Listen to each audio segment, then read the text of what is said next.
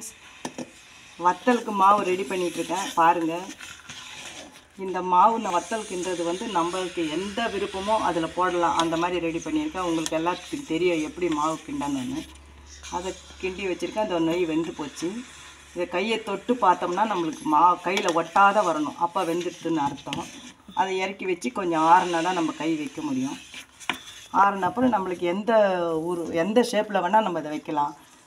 Kill வத்தல் வைக்கலாம், வடையாட்டம் தைச்சி வைக்கலாம், இல்லை வந்து முறுக்கில் போட்டு முறுக்கு வச்சு இழுக்கலாம், இல்லை இந்த நாடா மாதிரி இருக்குது அதில் போட்டு பட்டையாகவும் எடுக்கலாம். அது எதை விருப்பமோ அது போடலாம். இந்த மாவு இப்போ தான் ரெடி ஆகிட்டு இருக்குது எனக்கு. இதை எடுத்துகிட்டு நான் வத்தல் வைக்கிறேன். இப்போ பாருங்கள், இந்த கிண்டி வச்ச மாவு நல்லா ஆறிடுத்து. அதை நான் அச்சில் போட்டு கிழிக்கிறேன் பாருங்கள். நான் வந்து இந்த நாடா பக்கோடா போடுவோம்ல நம்ம பிழியறது, அதில் போட்டு வத்தல் எடுக்கிறேன். அது வந்து காஞ்ச அப்புறம் வறுத்தோம்னா நாடா மாதிரி அந்த ஷேப்பில் வரும். காயறதும் நம்மளுக்கு நல்லா காஞ்சிடும்.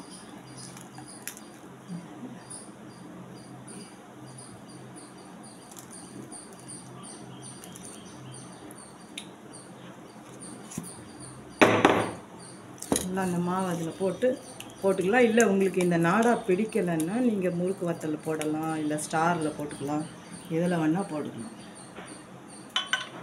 இல்லை பிரண்டை ஷேப்பில் அச்சு இருக்கும் அதுவும் போடலாம்.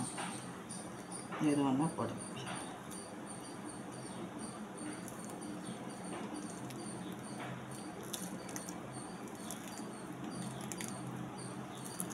சின்ன சின்னதாக போட்டோம்னா எடுக்கும்போது நம்மளுக்கு எடுத்து வச்சு அதை புட்டு எடுக்கிற மாதிரி வேலை இல்லாத துண்டு துண்டாக வரும். அதனால் குட்டி குட்டியாக போட்டு அப்படி அப்படியே ஷார்ட்டாக எடுக்கணும்.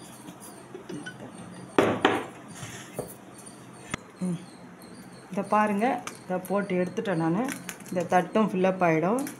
இதை எடுத்து அப்படியே வெயிலில் வச்சுட்டு இன்றைக்கி ஒரு நாளைக்கு ஈவினிங்க்கு நம்ம எண்ணெய் போட்டு வறுத்து சாப்பிட்லாம். இது முதல்ல சீக்கிரமாக காஞ்சிடும். நாடா மாதிரி இருக்குது, அதனால் காஞ்சிடும். இந்த மாதிரி தான் போட்டு எடுக்கணும். இந்த மாதிரி நீங்களும் செஞ்சு சாப்பிடுங்க. இதை பிடிச்சிருந்ததுன்னா சப்ஸ்கிரைப் பண்ணுங்கள், லைக் கொடுங்க. டேஸ்ட் எப்படி இருக்குதுன்னு பாருங்கள், நல்லாயிருக்கும். எனக்கு தெரிஞ்சதை உங்களுக்கு சொல்லி கொடுக்குறேன். பாருங்கள், செஞ்சு பாருங்கள், நல்லாயிருக்கும். தேங்க்யூ.